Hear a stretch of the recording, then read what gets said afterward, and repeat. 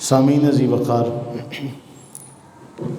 ہم سورہ لقمان کے حوالے سے حضرت سیدنا لقمان نے اپنے بیٹے کو جو نصیحتیں ارشاد فرمائیں ان نصیحتوں کا تذکرہ پڑھ رہے تھے، سمجھ رہے تھے، اور ہم نے پچھلی نشست میں ایک بات ذکر کی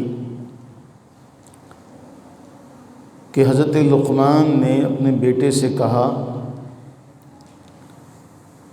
یا بنی اقم الصلاۃ، اے میرے عزیز بیٹے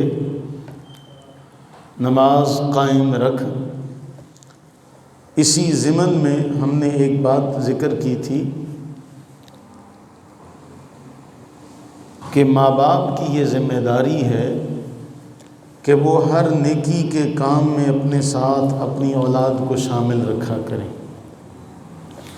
جب ماں باپ اپنے ساتھ اپنی اولاد کو ہر نیکی کے کام میں شامل رکھیں گے تو ان کی تربیت آہستہ آہستہ خود بخود اسی طور پر ہوتی رہے گی جو کہ والدین چاہتے ہیں۔ ہمارے ہاں مسئلہ یہ ہے کہ ہم انہیں اپنے ساتھ نہیں رکھتے۔ میں نے اس حوالے سے ایک بات ذکر کی تھی کہ اگر کوئی نیکی کا کام کر رہا ہے تو اس نیکی کے کام میں اپنے اولاد کو اپنے ساتھ رکھے۔ کسی کے اوپر صدقہ اور خیرات کا اہتمام کرتا ہے تو اپنی اولاد کو اس صدقہ اور خیرات کے اہتمام میں شامل رکھے، تاکہ اولاد کے دل میں مال کی محبت نہ پیدا ہو سکے، تاکہ اولاد جو ہے وہ اسی طرح صدقہ اور خیرات کر سکے جس طرح کہ یہ خود کرتا ہے۔ اس حوالے سے سورہ قلم میں ایک تفصیلی واقعہ ہے جو اللہ تعالیٰ جل وعلا نے بیان فرمایا، اور کئی آیات میں اس واقعے کا ذکر پھیلا ہوا ہے۔ اس کا آغاز جو ہوتا ہے سورہ قلم کی آیت نمبر 17 سے ہوتا ہے۔ اللہ تعالیٰ جل وعلا ارشاد فرماتا ہے کہ اِنَّا بَلَوْنَاهُمْ كَمَا بَلَوْنَا أَصْحَابَ الْجَنَّةِ، کہ ہم ان اہل مکہ کو بھی ایسے ہی آزمائیں گے جیسے ہم نے ان باغ والوں کو آزمایا تھا۔ اب وہ باغ والا واقعہ کیا ہے؟ پہلے یہ آیات مبارکہ ساری پڑھ لیتے ہیں۔ اِذْ أَقْسَمُوا لَيَصْرِمُنَّهَا مُصْبِحِينَ، جب انہوں نے قسم اٹھائی باغ والوں نے کہ ہم صبح سویرے جائیں گے اور باغ کا پھل توڑ لیں گے۔ وَلَا يَسْتَثْنُونَ، انہوں نے انشاءاللہ نہ کہا یا اس طرح کا کوئی جملہ نہ کہا سارا ہم توڑ لیں گے۔ اللہ تعالیٰ فرماتا ہے فَطَافَ عَلَيْهَا طَائِفٌ مِّن رَبِّكَ وَهُمْ نَائِمُونَ، یہ سوئے تو ان کے سونے کے دوران کیا ہوا؟ آپ کے رب کی طرف سے ایک پھرنے والا اس باغ سے پھر گیا۔ عذاب کا ذکر ہو رہا ہے کہ رات میں ایسا ہوا کہ آپ کے رب کی جانب سے ایک ایسا پھرنے والا پھرا کہ باغ سارا، قرآن فرماتا فَأَصْبَحَتْ كَالسَّرِيمِ، وہ لہلہاتا ہوا کھلکھلاتا ہوا جو باغ تھا وہ ایسے ہو گئے جیسے کٹی ہوئی کھیتی ہوتی ہے۔ فَأَصْبَحَتْ كَالسَّرِيمِ، اس کے بعد اللہ فرماتے ہیں فَتَنَادَوْا مُصْبِحِينَ، صبح ہوئی تو وہ ایک دوسرے سے کیا باتیں کرتے ہیں؟ أَنِ اغْدُوا عَلَىٰ حَرْثِكُمْ إِن كُنتُمْ صَارِمِينَ، کہتے ہیں کہ اگر تم نے پھل توڑنا ہے تو صبح سویرے باغ میں چلے جاؤ، صبح اندھیرے میں دن کی روشنی سے پہلے باغ میں چلے جاؤ۔ فَانْطَلَقُوا وَهُمْ يَتَخَافَتُونَ، قرآن فرماتا ہے وہ آہستہ آہستہ چلے، آپس میں سرگوشیاں کرتے جاتے تھے۔ اللہ يَدْخُلَنَّهَا الْيَوْمَ عَلَيْكُمْ مسکین، آپس میں باتیں کرتے تھے کہ آج اس باغ میں کوئی مسکین داخل نہ ہونے پائے، آج اس باغ میں کوئی مسکین داخل نہ ہونے پائے۔ وَغَدَوْا عَلَىٰ حَرْدٍ قَادِرِينَ، قرآن کہتا ہے کہ وہ ایسے صبح سویرے جا رہے تھے جیسے باغ کے اوپر قادر ہوتے ہیں، جیسے قادر ہوتے ہیں باغ پر، ایسے صبح سویرے جا رہے تھے۔ فَلَمَّا رَأَوْهَا قَالُوا إِنَّا لَضَالُّونَ، باغ تو رات کو تباہ ہو گیا تھا، اب جب صبح اپنے باغ کو دیکھا تو کہتے ہیں ہمیں لگتا ہے ہم اپنا راستہ بھول گئے، ہمیں لگتا ہے کہ ہم راستہ بھول گئے ہیں. بل نحن محرومون. قرآن یہ کہتا ہے کہ نہیں، جب انہوں نے غور سے دیکھا تو انہیں پتہ چلا کہ یہ تو ہمارا ہی باغ ہے، یہ تو ہمارا ہی باغ ہے، ہم تو محروموں میں سے ہو گئے. قال اوسطہم، ان میں ایک دانا آدمی کہنے لگا الم اقل لکم لولا تسبحون، میں نے تمہیں نہیں کہا تھا، میں نے تمہیں منع نہیں کیا تھا کہ تم اللہ کا ذکر کیوں نہیں کرتے، تسبیح کیوں نہیں کرتے. قالوا سبحان ربنا انا كنا ظالمین. اب جب سب کچھ گواہ بیٹھے تب انہیں خیال آیا اور کہنے لگے اے رب تو سبحان ہے، ہم ہی ظلم کرنے والے تھے. فاقبل بعضهم على بعض يتلاومون. ایک دوسرے کو وہ ملامت کرنے لگے، تیری وجہ سے ایسا ہوا، تیری وجہ سے ایسا ہوا. قالوا یا ویلنا انا كنا طاغین، ہائے ہماری ہلاکت، ہم سرکش تھے، ہم نے کیا کر لیا. آخر میں اللہ فرماتا عسى ربنا ان يبدلنا خيرا منها انا الى ربنا راغبون. وہ کہنے لگے امید ہے ہمارا رب ہمیں اس سے بہتر دے دے گا، اس کا بہتر بدلہ دے دے گا، ہم اپنے رب ہی کی طرف رجوع کرتے ہیں. یہ جو واقعہ ہے سورہ قلم میں، اس کو انتہائی سمجھنے کی ضرورت ہے. یہ جو میں نے بات پچھلے جمعے کہی تھی کہ ہم اپنی اولاد کو اپنے ساتھ شامل رکھیں. ہم اپنے ماں باپ کے ساتھ کوئی معاملہ کرتے ہیں، اگر وہ زندہ ہیں تو اپنی اولاد کو اپنے ساتھ شامل رکھیں، انہیں بتائیں کہ یہ دادا ہے. اور حدیث پاک میں کہا گیا، جس کا مفہوم یہ کہ اپنی اولاد کو علم الانساب سکھاؤ، نسب کا علم سکھاؤ، تاکہ تمہاری اولاد کو پتہ چلے یہ چچا ہے، یہ تایا ہے، یہ دادا ہے، یہ نانا ہے، اس کا ہمارے ساتھ یہ رشتہ ہے. اور کتنی مشہور حدیث ہے، ہم نے وہ سنی ہوئی ہے کہ حضرت سیدنا عبداللہ ابن عمر رضی اللہ تعالیٰ عنہما سواری پر جا رہے تھے، امامہ سر پہ تھا، ایک بزرگ بوڑھا ملا تو اس کا بڑا اکرام کیا، تعظیم کی، اس کو سواری بھی دی، اپنا امامہ بھی اتار کے دیا. ساتھیوں نے پوچھا تو انہیں بتایا کہ یہ میرے ابا جی کا دوست تھا، اس لیے کہ رسول اللہ صلی اللہ علیہ وسلم نے ارشاد فرمایا ہے کہ والدین کے دوستوں کے ساتھ بھی، باپ کے دوستوں کے ساتھ بھی اچھا سلوک کرو. میں نے اس لیے اس کے ساتھ یہ اکرام والا معاملہ کیا. تو باپ کی یہ ذمہ داری ہے، اولاد کو بتائے یہ میرا دوست ہے، یہ تیرا چچا ہے، یہ تیرا ماموں ہے، یہ تیرا ددیال ہے، یہ تیرا ننیال ہے، تاکہ وہ اپنے رشتوں کے ساتھ صلہ رحمی کا معاملہ کرے.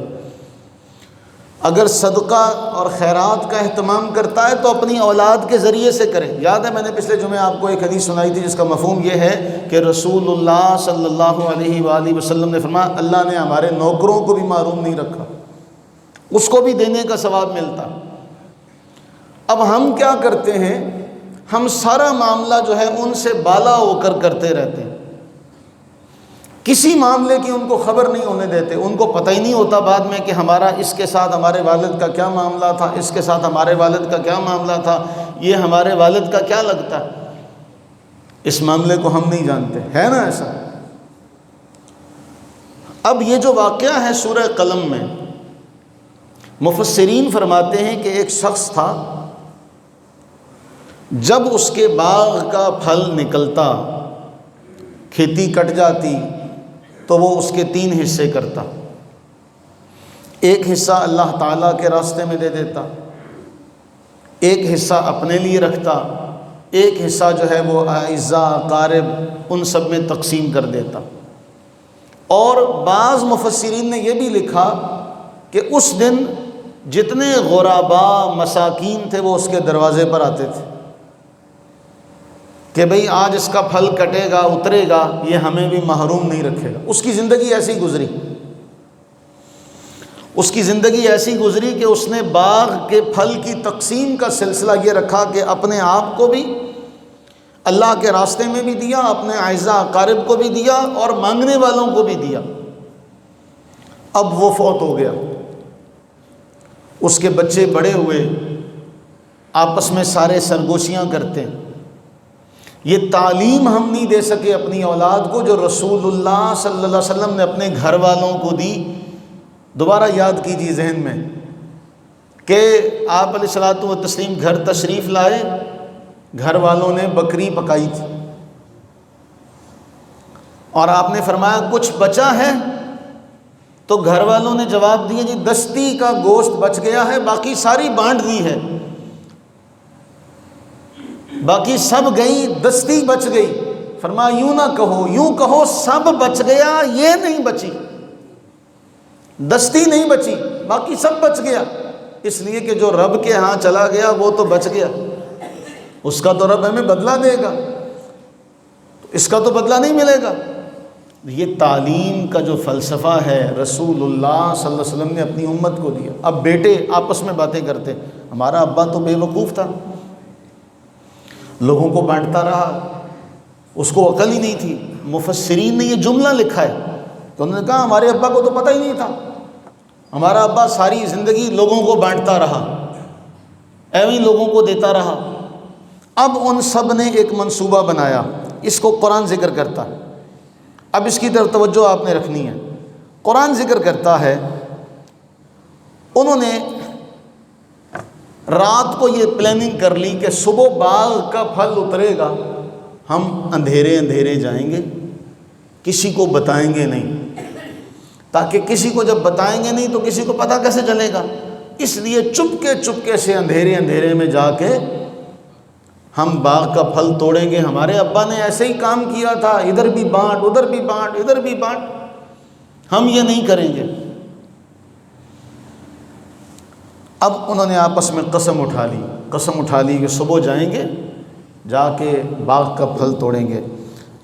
اب ایک طرف ان کی یہ اپنی پلاننگ ہے، دوسری طرف رب کی ایک تدبیر ہے خفیہ۔ اللہ کا قرآن فرما رہا ہے کہ ادھر رب کی حکمت نے یہ فیصلہ کیا کہ راتوں رات ایسی ہوا چلی کہ باغ سارا ویران ہو گیا، سارا باغ ویران ہو گیا۔ اب وہ جاتے ہیں، صبح ہوتی ہے، ایک دوسرے کو چپکے سے پکارتے ہیں، آج تو بڑا موج لگے گی۔ کیا سوچتے ہوں گے وہ؟ یہی سوچ رہے ہوں گے نا کہ پہلے ہمیں ایک حصہ ملتا تھا، آج باقی دو بھی ہمیں ملیں گے تو ہمارا حصہ بڑھ جائے گا۔ وہ یہ سوچتے باتیں کرتے کرتے کہ اندھیرے میں جائیں گے کسی کو پتہ نہیں چلے گا۔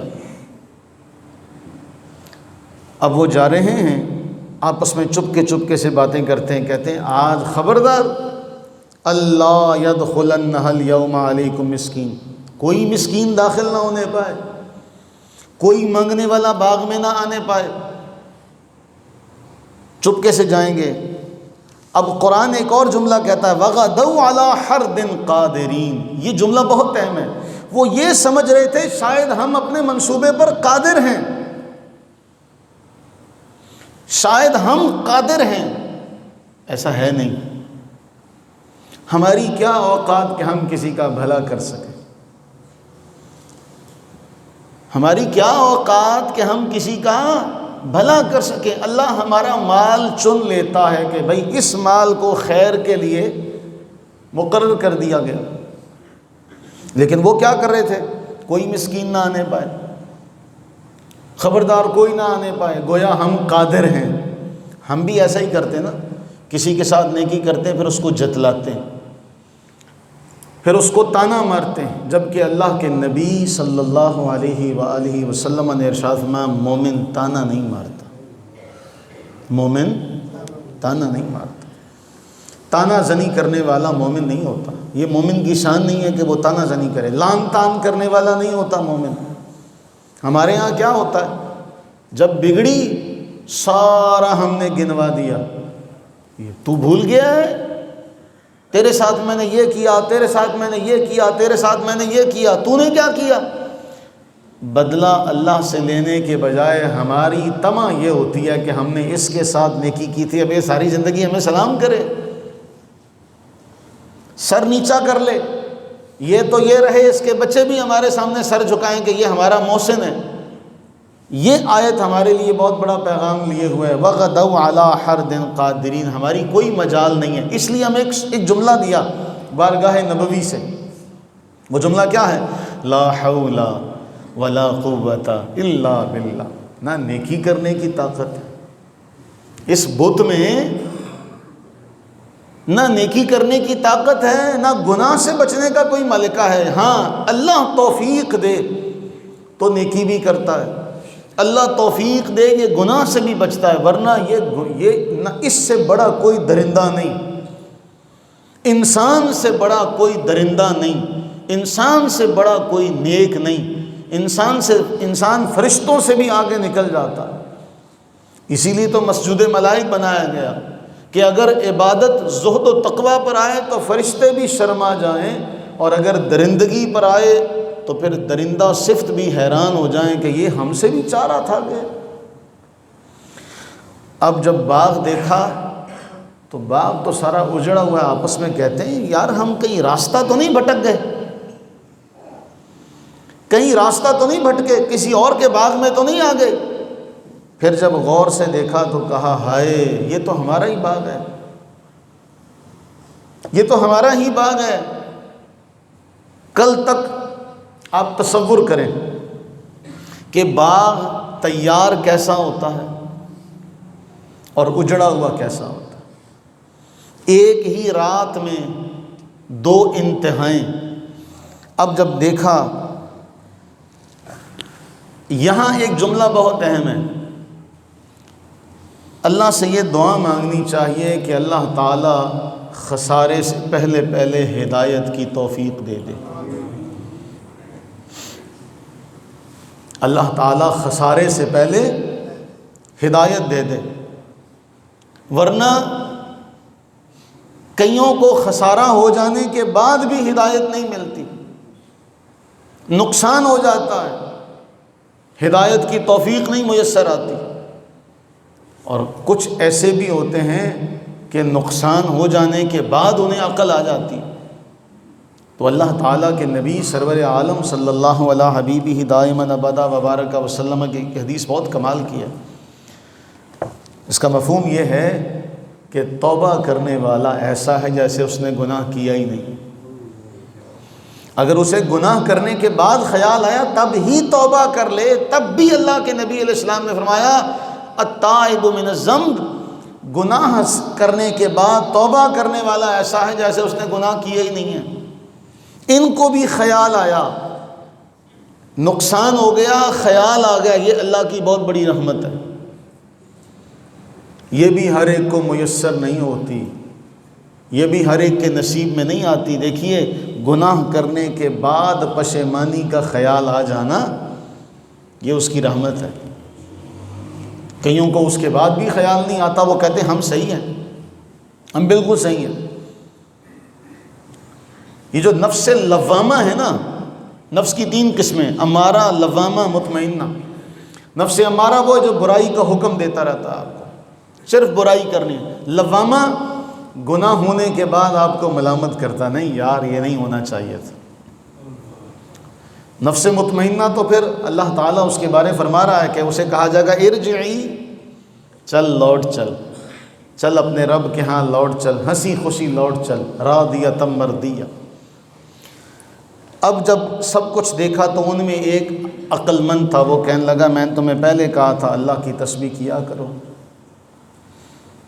اب انہیں خیال آیا، ایک دوسرے کو برا بھلا کہنے کے بعد سوچنے لگے کہ واقعی ہماری غلطی تھی، یہ ہماری غلطی تھی، ہم نے صحیح نہیں کیا تھا۔ اس کے بعد ایک جملہ ہے جو قرآن ذکر کرتا ہے، عسیٰ ربنا، عسیٰ ربنا ان یبدلنا خیرا منہا انا الی ربنا راغبون، کہ ان قریب ہمارا رب ہمیں اس سے بہتر دے دے گا۔ کیوں؟ انا الی ربنا راغبون، ہم اپنے رب کی طرف رجوع کرتے ہیں۔ اب یہ واقعہ اس بات کی طرف اشارہ کرتا ہے کہ وہ جو صدقہ اور خیرات کرتا تھا، اولاد یہ سمجھتی تھی کہ شاید صدقہ اور خیرات کرنے سے مال کم ہوتا ہے، شاید اللہ کے راستے میں دینے سے مال کم ہوتا ہے، اس لیے انہوں نے کہا کہ ہم نہیں دیں گے، جمع کریں گے۔ اللہ تعالیٰ کے اس رد عمل نے انہیں بتا دیا کہ میرے ساتھ تو سودا تھا تمہارے ابا کا، کہ وہ تو میرے ساتھ سودا تھا، اس کا تجارت تھی، اس کی مجھے ایک دے رہا تھا، میں اس کے بدلے میں کئی گنا لوٹا رہا تھا۔ تو یہ عمل ضرورت ہے ہمیں اس بات کی کہ ہم اپنی اولاد کو خیر کے کام میں اپنے ساتھ رکھیں، انہیں بتائیں کہ جس طرح میں نے آخری بات پچھلے جمعے میں کہی تھی، ہماری جگہ پر ہماری جگہ پر ہم سے بہتر طریقے سے کھڑے ہونے والا ہمارا بچہ ہو۔ اب اس سے یہ تو نہیں ہو سکتا کہ ہم آج ہی بٹن دبایا، آج ہی کایا پلٹ جائے، آج ہی اندھیرے سے روشنی ہو جائے۔ اس کے لیے رسول اللہ صلی اللہ علیہ وآلہ وسلم نے جو حکمت والی بات بتائی، 7 سال کا ہو جائے، 7 سال کا ہونے کے بعد اسے حکم دو، 10 سال کا ہونے کے بعد اس کے ساتھ تادیباً اس کو مارو کہ بھئی تو یہ کیوں نہیں کرتا۔ اب مجھے بتائیے 7 سال کی عمر سے یا 10 سال کی عمر سے ایک بندہ ایک کام کر رہا ہو، کیا اس کی عادت نہیں بن جانی چاہیے؟ وہ رات جتنی دیر سے مرضی سوئے، آج ہم کسی سے پوچھیں تو وہ کہتا ہے یار رات بڑی دیر سے سوئے تھے اس لیے صبح ہماری آنکھ نہیں کھلی۔ چلیں کبھی کبھار تو ایسا ہو گیا، لیکن آپ کی عادت کیوں نہ بن سکی؟ پہلے چونکہ ہم دیہاتی لوگ ہیں تو ہم نے یہ ماحول بڑی قریب سے دیکھا ہے۔ آپ میں سے کئیوں نے اس کا مشاہدہ کیا ہوگا یا سنا ہوگا، جن لوگوں نے بھینسیں رکھی ہوتی تھی یا بکریاں رکھی ہوتی تھی تو بھینسیں خود بخود اپنی جگہ پر چلی جاتی آ جاتی۔ کسی نے گدھا گاڑی رکھی تھی، بیل گاڑی رکھی تھی تو وہ خود بخود اپنے گھر کی طرف آ جاتی تھی، اسے بتانا نہیں پڑتا تھا، ہے نا ایسا؟ اپنی جگہ پر جانور خود چلے جاتے ہیں۔ تو وہ جانور ہو کر اپنے آپ کو جان لیں اور سمجھ لیں تو ہم اشرف المخلوقات ہو کر بھی اگر ایک بات کو نہ سمجھ سکیں، نہ جان سکیں، تو پھر قرآن نے کہیں یہ ہمارے لیے تو نہیں کہا اولئک کالانعام بل ہم اضل، کہ یہ تو جانوروں کی مثل ہے، بلکہ تو جانوروں سے بھی گئے گزرے، کہ ہماری کیوں نہیں عادت بن سکی؟ نمبر 1۔ نمبر 2 یہ کہ ہم وہ نماز ہی صحیح نہ کر سکے جو ہم نے زندگی میں نہ جانے کب سے شروع کی ہوئی ہے اور کتنی بار پڑھ لی ہے۔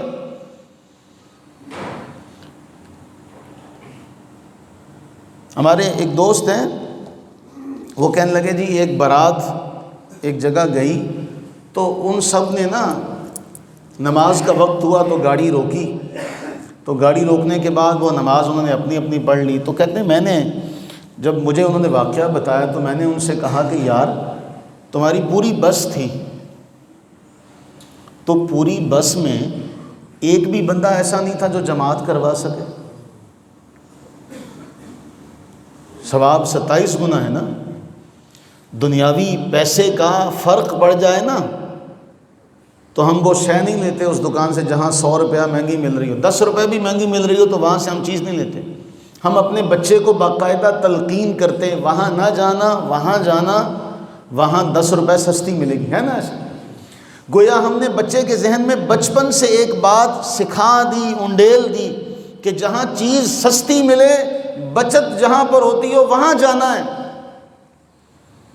تو نیکیوں کے معاملے میں ہم یہ سبق کیوں نہیں اپنے آپ کو یاد کروا سکے؟ 40 سال عمر عزیزت گزشت، مزاج تو از حال طفلی نگشت۔ شیخ سعدی نے کہا 40 سال تیری عمر گزر گئی، اب بھی حال تیرا بچوں والا ہے۔ تو ایسا ہونا چاہیے کہ بھائی اگر کسی کی نماز رہ گئی ہے تو اس کے گھر میں اہتمام ہو کہ وہ گھر میں باجماعت نماز ادا کرے۔ بات سمجھ رہے ہیں کہ نہیں سمجھ رہے؟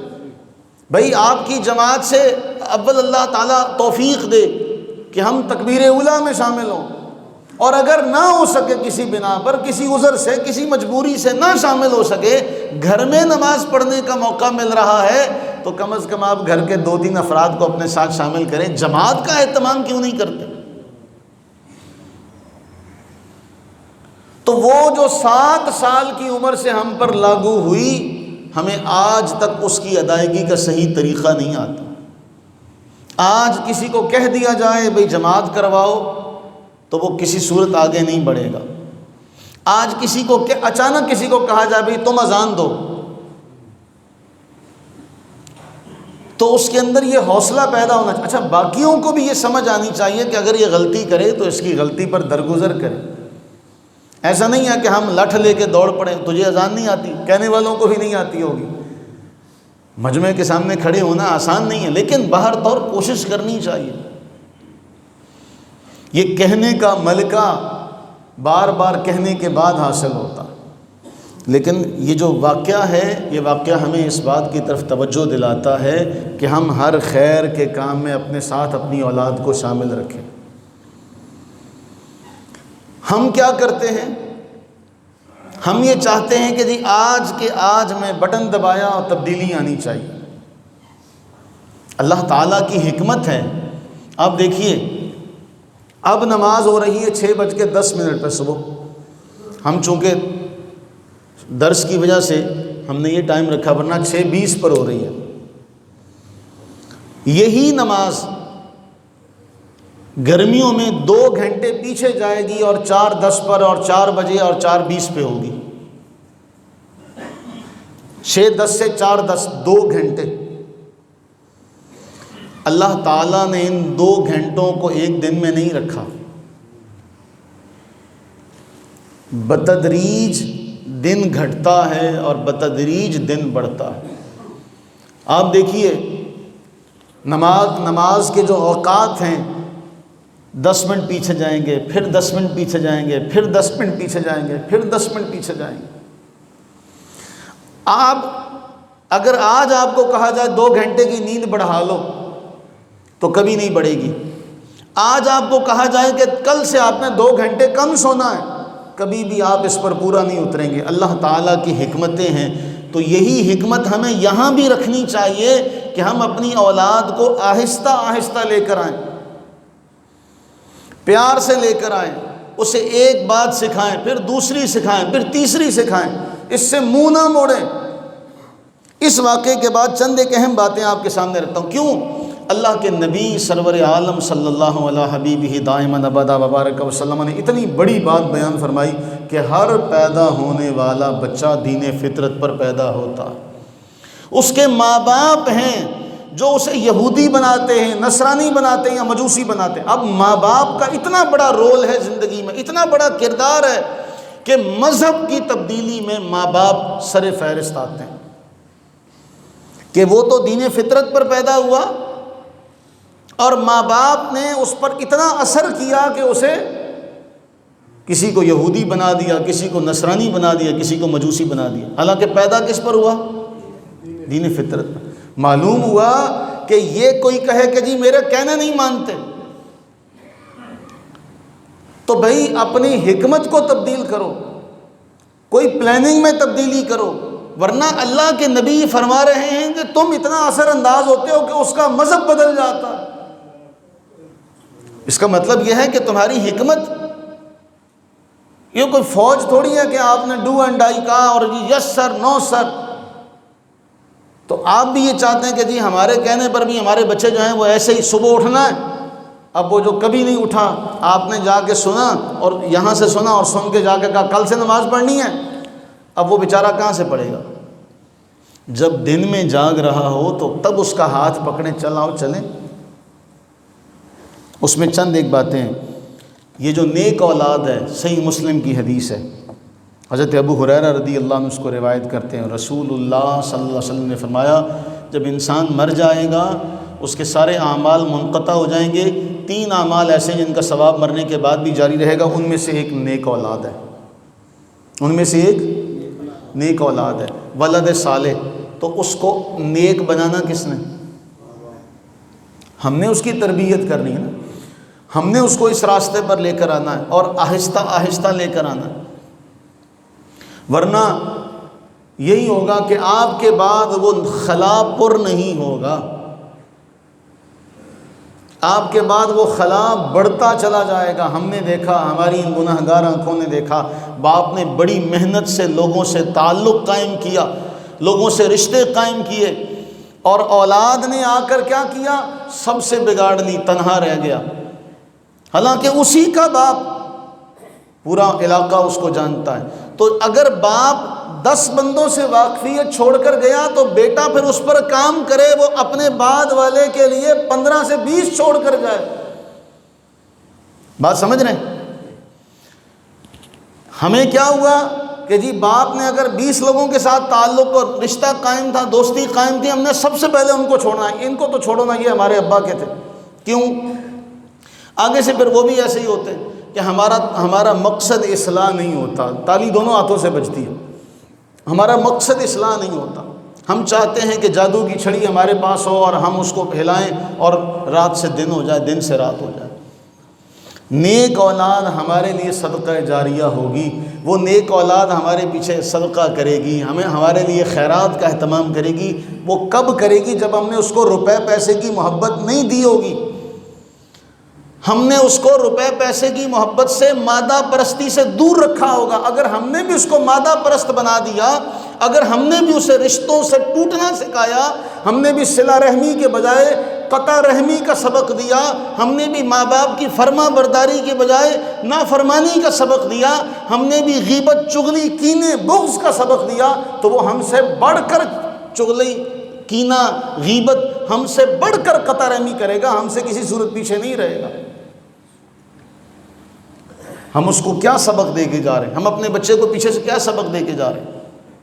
ہمارا بچہ آنکھ کھولتا ہے، وہ دیکھتا ہے کہ یہ سارے رشتے جو ہیں، ابا نے کہا تھا یہ صحیح نہیں ہے، ابا کے ساتھ ایسے ہوا، بس وہی اس کے ساتھ چلتا چلا آ رہا ہے۔